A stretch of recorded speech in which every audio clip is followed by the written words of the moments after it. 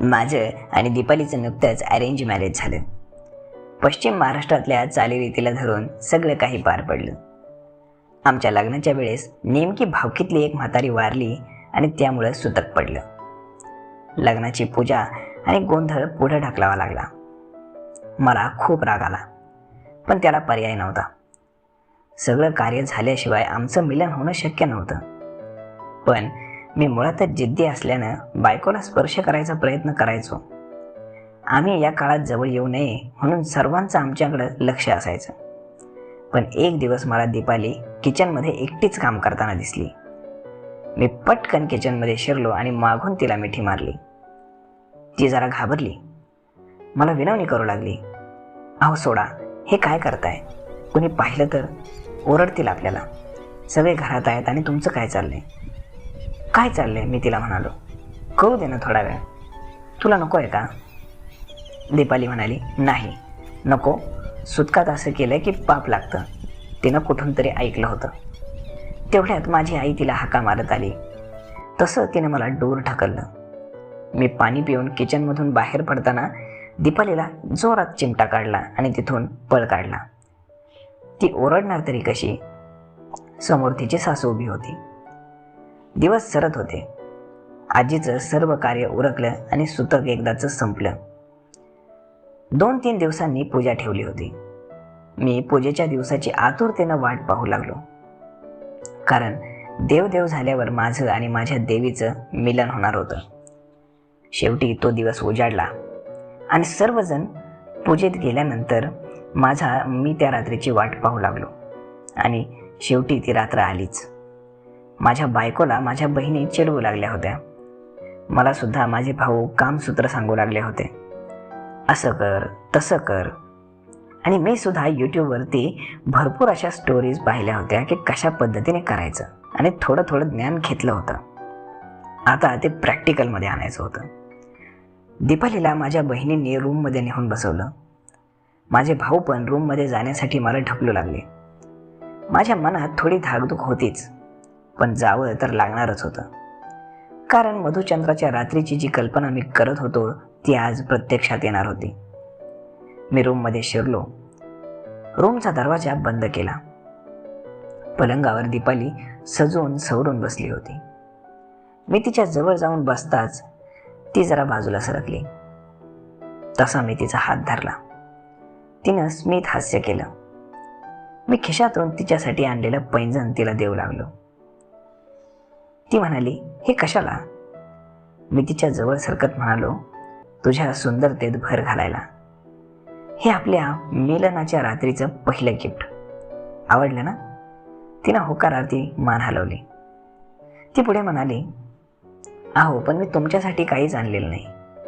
मी हसत म्हणालो, अगं वेडाबाई, तू मला खूप मोठं गिफ्ट देणार आहेस, ते पण 2-2, एक 9 महिन्यांनी आणि अजून एक 9 महिन्यांनी. ती थोडी लाजली आणि म्हणाली, काहीतरीच तुमचं. मी बेडवरून उठलो, लाईट बंद केली आणि 0 बल्ब चालू केला. 0 बल्बच्या प्रकाशात तिची सजलेली काया खुलून दिसत होती. पुन्हा तिच्या जवळ जात मी तिच्या कानात पुटपुटलो, देशील ना गिफ्ट? दीपाली म्हणाली, मला खूप भीती वाटते. मी तिला धीर देत म्हणालो, मी आहे ना, सगळं हळूहळू जमेल. पण तू तयार आहेस ना? तिनं होकारार्थी मान हलवली. मी थोडा पुढे झालो आणि माझ्या तळ हातावरती तिचा चेहरा पकडला आणि कपाळावरचे केस बाजूला करून एक किस दिला. तिला खूप छान वाटलं. मी तिला गालावर किस केलं. तिला मिठीत घेऊन तिच्या गळ्याभोवती किस करत असताना तिच्या पदराची पिन काढली. पिन निघताच तिची छाती सोडून पदर ढासळला. ती म्हणाली, हळूहळू करा प्लीज, आणि थोडंच करूयात आज. मी म्हणालो, हो, आणि मोर्चा तिच्या छातीकडे वळवला. ब्लाऊजवरून बॉल दाबत होतो. माझे ओठ तिच्या ओठात गुंतले होते. जवळजवळ 10 मिनिटं मी तिला लिप किस केलं आणि ती उसासे टाकू लागली. मी ब्लाऊजची बटणं काढू लागलो. दीपाली आता थोडी गरम होऊ लागली होती. ती मला साथ करत होती. मी तिचा एक मऊ हातानं दाबून दुसरा तोंडात घेऊन चोखत होतो. ती सुस्कारत होती. आहा, हळू दाबाना.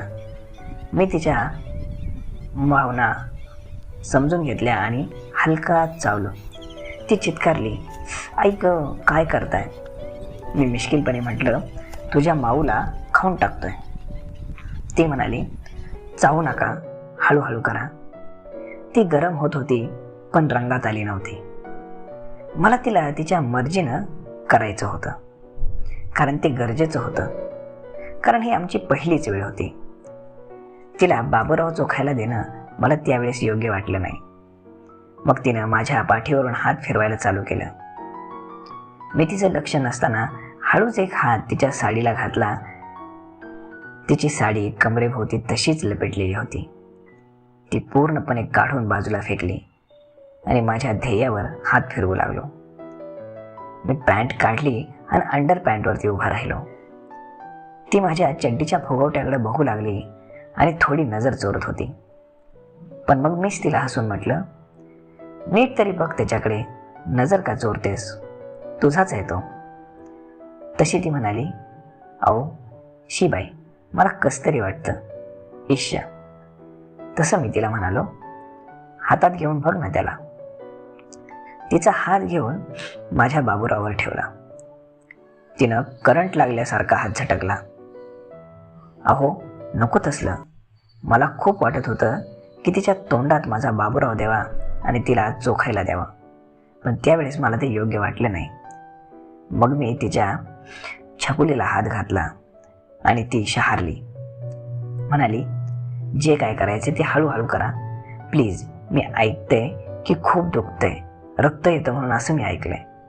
मी तिला समजावत म्हणालो, माझ्यावर विश्वास आहे ना? ती म्हणाली. मी तिच्या दोन्ही मांड्यांच्या मध्ये बसलो. मला कंट्रोल होत नव्हतं. मग मी तिच्या कलाने घेणं आवश्यक होतं. तिची छकुली मी केलेल्या प्रणयामुळं ओलसर झाली होती, पण ती हवी तशी खुल्ली नसल्यामुळं तिला थोडं ओलं करणं भाग होतं, कारण तसाच बाबूराव घुसवला तर तिला खूप त्रास होणार एवढं मला माहीत होतं. मी तेलाची वाटी घेतली, हातावर थोडं तेल घेतलं, माझ्या बाबूरावची मालिश केली आणि तिच्या छकुलीला सुद्धा लावलं. तिच्या छकुलीची मालिश करताना ती मादक आवाज काढत होती. आई गं मेले, हळू करा ना, मी तुमच्या पाया पडते, असं म्हणत होती. मग मी तिच्या मादक आवाजानं बेभान झालो.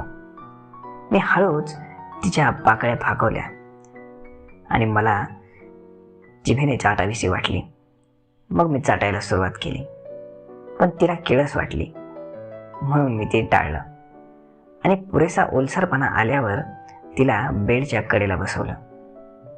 मी समोर उभा राहून तिच्या छकुलीवर माझा बाबूराव घासू लागलो.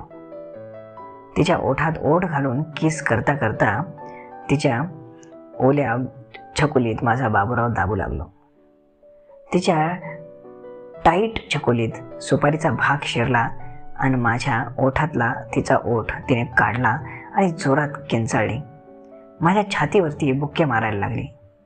बाहेर काढा प्लीज, खूप दुखतंय, बाहेर काढा, ती मला विनवणी करू लागली. तिची अवस्था पाहून मी बाहेर काढला. ती थोडी शांत झाली.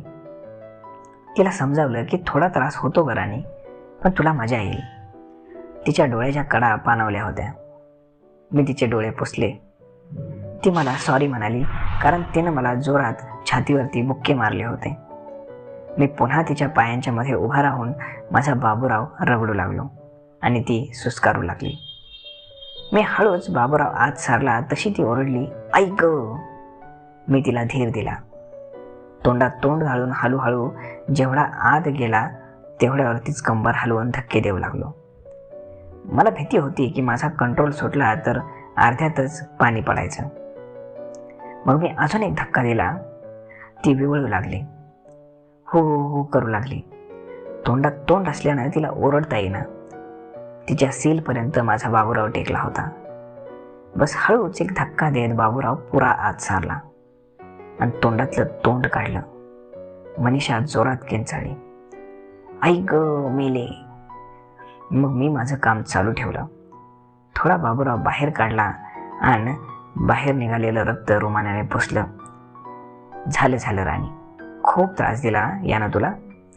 तुझा कंट्रोल सुटत चालला होता आणि माझाही कंट्रोल सुटत होता. रक्त निघाल्यानं तिला थोडं दुखत होतं. मी तिथं हलकीशी फुंकर मारली आणि तिला मिठी मारली. आता शेवटचं एक काम बस झालं. मग तिनं मला स्वतःहून गालावर एक किस दिला. तिची काळजी घेत केल्यानं तिला आनंद झाला होता. मला माझा पाईप कधी रिकामा करतोय असं झालं होतं. मी तिला थोडा वर सरकायला सांगितलं आणि तिच्या पायामध्ये शिरलो. मला राहावे ना म्हणून मग मी तिच्या छकुलीची एक पप्पी घेतली. मी घेतली तसं तिला कसं तरी झालं आणि आता वेळ न दवडता मी तिच्या कमरेखाली उशी ठेवली आणि तिच्या छकुलीवरती माझा बाबूराव टेकवला आणि एक जोरदार धक्का देत आत सारला. हळू करावं, मी मरेन आजच, प्लीज हळू करा, दीपाली बोलत होती. पण मी भानावर नव्हतो, कारण आता मला स्खलन हवं होतं. जरी ती नको म्हणत होती पण मला तिच्या अंगावरती ती ओढत होती, कारण तिलाही मी हवा होतो. पण बायकोचं ते बोलणं थोडीच दाखवणार.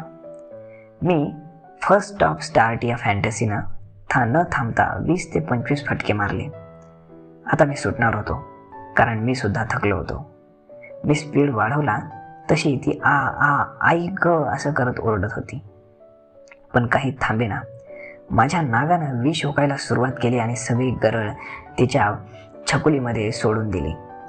तिच्या अंगावरती मी नागडाच पडून राहिलो. माझ्या चिकानं तिची छकुली भरून गेली. पहाटेपर्यंत मी तिच्या अंगावरून उठलोच नाही. भले एक राऊंड आम्ही केला, पण ती आणि मी दोघेही खुश होतो. मी तिला तिच्या या गिफ्टसाठी थँक्यू म्हणालो. तिनेही मला किस करून समाधान मिळाल्याचं आणि सांभाळून घेतल्याचं थँक्यू म्हणली. सकाळी ती माझ्या आधी बाहेर पडली. तिच्याकडे पाहून माझ्या बहिणी तिला चिडवू लागल्या. रुक्मिणी रुक्मिणी, शादी के बाद क्या क्या हुआ, कौन हारा कौन जीता. माझ्या आईनं त्यांना चांगलाच दम भरला. मधुचंद्राची पहिली रात्र अशी सुंदर साजरी झाली. यापुढच्या अनेक रात्री मी आणि दीपालीनं एकमेकांना समजून आणि सांभाळून घेत साजऱ्या केल्या आणि आजही करतोय. तर मित्रांनो, तुम्हाला हा रोमॅन्स, हा प्रणय तुम्हाला कसा वाटला आहे आम्हाला कमेंट करून नक्कीच सांगा. आणि जर आवडला असेल तर आपल्या अगदी जवळच्या मित्र आणि मैत्रिणींसोबत शेअर करायला विसरू